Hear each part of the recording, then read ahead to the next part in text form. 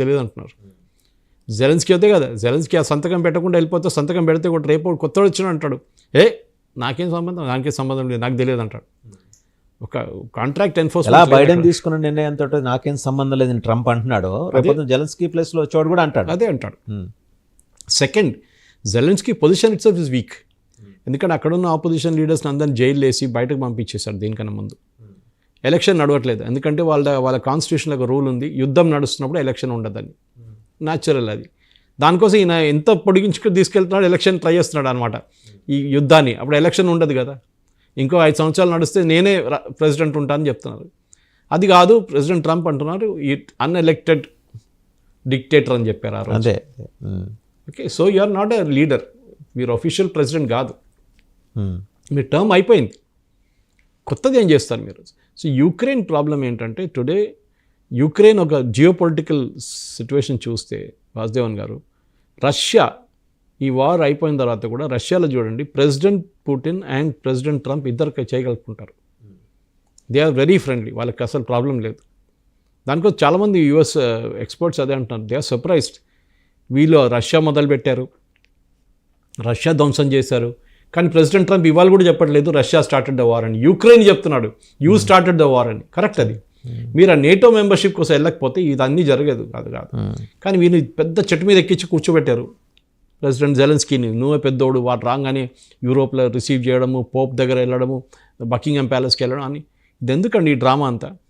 ఒక్కొక్కసారి అదే president Trump చెప్పారు, every time he comes to US ఒక $60 బిలియన్ తీసుకెళ్తాడు, వచ్చి యూఎస్ కాంగ్రెస్ని అడ్రస్ చేస్తారు. ఎందుకు? Who is he literally single హ్యాండెడ్గా యుక్రెయిన్ని మొత్తం డిస్ట్రాయ్ చేసిన మనిషి జెలెన్స్కీ. ఈ యుద్ధం మొదలైనప్పుడు 6 వారాల తర్వాత ఒక పీస్ టాక్స్ జరిగింది వాసుదేవన్ గారు, అప్పుడు 3 సంవత్సరాల ముందు. అప్పుడు ఆల్మోస్ట్ అగ్రీ చేసుకున్నారు సీజ్ ఫైర్కి. ప్రెసిడెంట్ పుటిన్ అగ్రీ చేశారు, యుక్రెయిన్ వైపు నుంచి వాళ్ళ మినిస్టర్స్ అందరూ అగ్రీ చేశారు. ఈ జెలెన్స్కీ అగ్రీ చేయట్లేదు.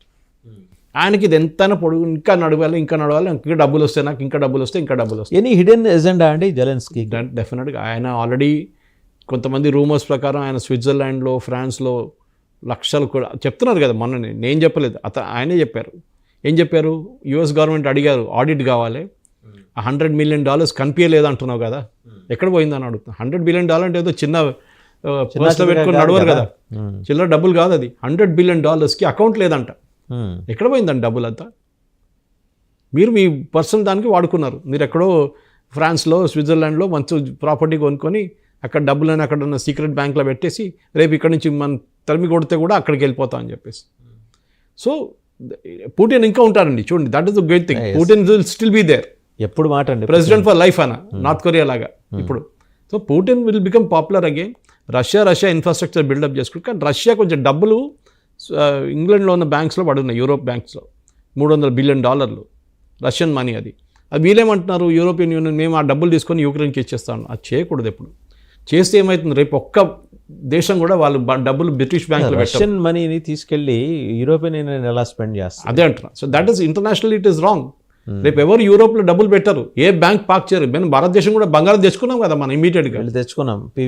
డౌట్ వచ్చింది, మోదీ గారు మొన్న 6 నెలల ముందు తెచ్చుకున్నారు డబ్బులంతా అక్కడ, మన జ్యువెలరీ అంతా, మన గోల్డ్ అంతా అక్కడి నుంచి. ఎందుకు? బికాజ్ మనకు డౌట్ వచ్చింది, వీళ్ళేమన్నా రేపు ఇట్లనే మనకు కూడా రేపు పాకిస్తాన్ తన గొడవ అయితే ఈ యూరోపియన్ యూనియన్ వచ్చి మన డబ్బులు పట్టుకుంటారు, మీ బంగారం మా దగ్గర ఉంటుంది, మేము మేము పాకిస్తాన్కి ఇచ్చేస్తూ ఉంటారు. ఆలోచించండి, మన బంగారం మన అక్కడ పెట్టాం, తాకిట్టు పెట్టి మనం లోన్ తీసుకున్నాం, ఆ బంగారం అన్నీ అయిపోయింది పేమెంట్లు, మనం రిటర్న్ అడిగితే అది పాకిస్తాన్కి ఇస్తూ ఉంటే ఎట్లా ఉంటుంది? అదే సంగతి ఇక్కడ. అది రష్యన్ డబ్బులు $300 బిలియన్ అంటే చిన్న అమౌంట్ కాదు. ఆ అమౌంట్ ఏమో మేము యుక్రెయిన్కి ఇస్తూ అంటున్నాం. It is totally wrong. That is where European union has failed again. And best part is Putin అసలు యూరోపియన్ యూనియన్తో మాట్లాడలేదు అసలు. మ్యాక్సిమం సౌదీ అరేబియాతో మాట్లాడుతున్నారు. అక్కడే కదా ఈ జెడ్డాలనే జరుగుతుంది టాక్స్ అన్ని. So European union has become totally ineffective, useless, ఒక యుఎన్ లాగా అయిపోయింది, డిబేటింగ్ సొసైటీ అయిపోయింది అంతే. వాళ్ళు ఏం చేయలేరు, మాట్లాడతారు అంతే. మేము అది చేస్తాం అంటారు, కానీ యాక్షన్కి వచ్చినప్పుడు ఏం చేయరు వాళ్ళు. సో ఈ రష్యా యుక్రెయిన్ వార్ డెఫినెట్గా ఎండ్ అవుతుంది వాసుదేవన్ గారు. ఇది యురేషియా మీద ఎట్లాంటి ఇంపాక్ట్ చూపిస్తుందండి?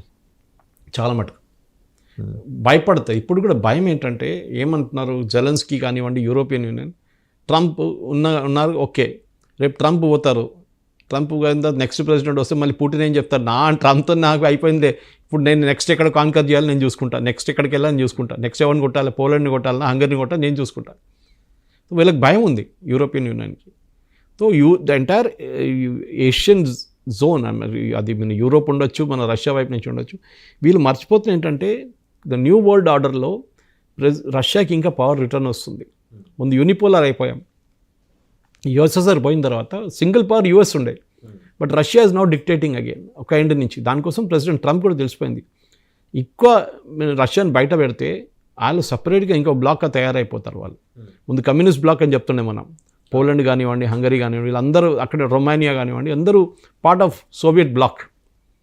కానీ ఇప్పుడు ఏమైపోయిందంటే ఈ సోవియట్ బ్లాక్ లేదు, ఇప్పుడు ఉన్నది ఒక రష్యన్ బ్లాక్ ఒకటే. సో వాళ్ళని కాపాడుకోవాలంటే డెఫినెట్గా you have to be there with dum.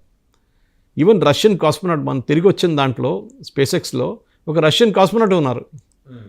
Imagine, అతను కూడా ఆల్మోస్ట్ 170 రోజులు అక్కడ ఉన్నారు పైన. ఇప్పుడు కూడా యూఎస్కి రష్యాకి రిలేషన్షిప్ స్పేస్లో ప్రాబ్లం లేదు, నడుస్తుంది, అంతా బాగానే నడుస్తుంది.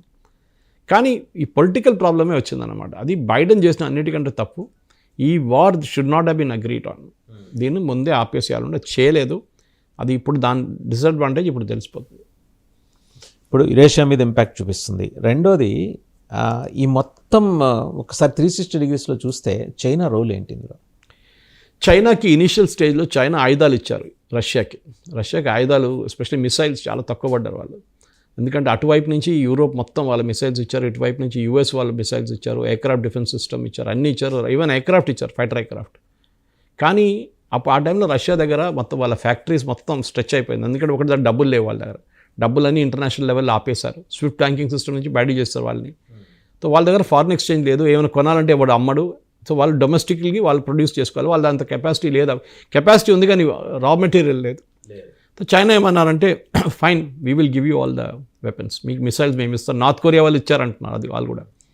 సో చైనా రోల్ ఏమైపోయిందంటే అది ఇంకోటి, that is very good question actually. చైనాని పక్కన పెట్టడానికి ట్రంప్ ఆడుతున్న గేమ్ అంటున్నారు అందరు, విచ్ ఇస్ కరెక్ట్. ఎందుకంటే ట్రంప్కి భయం ఏంటంటే చైనా రష్యా కలిస్తే మళ్ళీ అదొక చాలా పవర్ఫుల్ యాక్సెస్ అయిపోతుంది. చైనాని ఈ ఈక్వేషన్ నుంచి పక్కన తీసేద్దాం, నేను పుటిన్తో ఫ్రెండ్ బై అయిపోతాం మేమిద్దరం, ఓకే. కానీ చైనాని పక్కన రానియకూడదని చాలా క్లియర్గా ట్రంప్ చెప్పేస్తారు. అండ్ పుటిన్ కూడా ప్రాబ్లం లేదు, ఒకసారి అమెరికా వచ్చేస్తే చైనా ఎందుకు ఆయనకి, ఏం పనికిరాదు, చైనా పక్కన పెట్టేస్తారు. సో చైనా హెల్ప్ చేస్తారు. కానీ చైనాకి ఇప్పుడు ప్రాబ్లం ఏంటంటే యూఎస్కి అసలు చైనాకి పడదు. And China is one of the nations where tariff కూడా చాలామంది ఇంక్రీజ్ చేశారు ప్రెసిడెంట్ ట్రంప్. ఒక రియల్ థ్రెట్ అంటే చైనా యూఎస్కి, రష్యా కాదు. సో దానికి వాళ్ళని అరకట్టడానికి, వాళ్ళ ఇన్ఫ్లుయెన్స్ తగ్గించడానికి జెలెన్స్కీతో పక్కన పెట్టి, వీళ్ళని పక్కన, చైనాని పక్కన పెట్టి, మిగతా యూరోపియన్ పక్కన పెట్టి direct Trump is talking to Putin. At the same time చైనాని తీసిపారేం సార్, వాడు డీప్ సీక్ తోటి అమెరికన్ జీచాట్ని దెబ్బకొట్టాడు కదా. అది ఇనీషియల్ స్టేజ్ జరిగింది, కానీ ఇప్పుడు తెలిసిపోతుంది అందరికీ. ఇప్పుడు నేను కూడా చాలా మటుకు ఎక్స్టెన్సివ్గా యూజ్ చేస్తాను అది. ఇప్పుడు మన ChatGPT ఒకటే కాదు కదా, మన దగ్గర చాలా ఉన్నాయి అట్లాంటి ఆప్షన్స్ ఇప్పుడు. ఓకే, క్లౌడ్ ఉంది, CLAUD క్లౌడ్ ఉంది, మైక్రోసాఫ్ట్ ప్రోడక్ట్స్ ఉన్నాయి, చాలా ఉన్నాయి అట్లాంటిది ఇప్పుడు. కానీ ఓపెన్ డీప్ సీక్ ఒకటే అని కాదు, డీప్ సీక్లో కూడా ట్రైనింగ్ ఏమి ఇస్తారు. ఇప్పుడు మీరు టియానమెన్ స్క్వేర్ గురించి అడిగారనుకోండి, it will not give you an answer, ఇవ్వదు. అట్లనే మీ ఇన్ఫర్మేషన్ అడుగుతారు. మనం ఎందుకు భయపడ్డాం ముందు, హువాయ్ లాంటి technology companies, telecom technology company వచ్చిన వాళ్ళని ఎందుకు ఆపేసాం మనం BSNL టెండర్ నుంచి, మిగతా టెండర్ నుంచి? ఎందుకంటే మన ఇక్కడ ఏం మాట్లాడుతున్నాం అది చైనాలో తెలిసిపోతుంది. అది ఉండకూడదు ఎప్పుడు. మన ఇన్ఫర్మేషన్ ఇస్తే చైనాకి వెళ్ళిపోతుంది అది. సో అదొక ప్రాబ్లం. ఈవెన్ ఫేస్బుక్ కానివ్వండి, ట్విట్టర్ కానీ, అన్ని ప్లేసెస్ వాళ్ళు ఇన్ఫర్మేషన్ అమ్ముకుంటారు, దాంతోనే కదా బిజినెస్ నడిపించేది వాళ్ళు. కానీ చైనా అనగానే మనకు భయం వేస్తుంది, వీళ్ళు ఎక్కడ వాడుకుంటాడో మన ఇన్ఫర్మేషన్. రేపు ఏదైనా ఆర్మీ ఆఫీసర్ ఇంకో ఆర్మీ ఆఫీసర్తో మాట్లాడుతున్న చైనాలో వాడు వింటూనే ఉంటాడు. ఒక ఇమేజెస్ ఏమైనా షేర్ చేస్తే అది చైనాకి వెళ్ళిపోతుంది.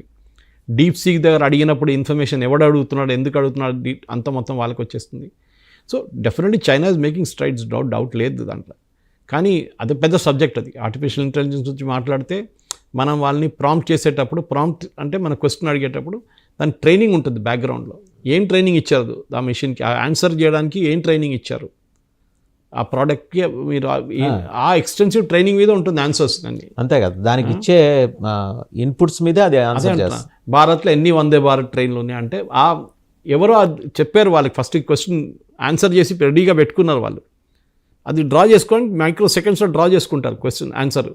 సో చాట్ జీపీటీ ఉండొచ్చు, క్లౌడ్ ఉండొచ్చు, మిగతా ఉండొచ్చు, కోపైలట్ ఉండొచ్చు, ఏదైనా ఉండొచ్చు. కానీ చైనా మ్యానుఫ్యాక్చరింగ్ పవర్ ఎక్కడ వెళ్ళట్లేదు. కానీ చైనా ప్రాబ్లం ఇప్పుడు ఏమొచ్చిందంటే చైనా డొమెస్టిక్ మార్కెట్ దెబ్బతిన్నది పెద్దగా, ఎస్పెషలీ హౌసింగ్ సెక్టర్. బిల్డింగ్లు గోస్ట్ టౌన్స్, పెద్ద పెద్ద పెద్ద టౌన్లు కట్టేసి మన దగ్గర హైటెక్ సిటీ కానీ అవతలన్నీ కట్టేసుకోండి, పెద్ద పెద్ద 60 ఫ్లోర్ల రైట్.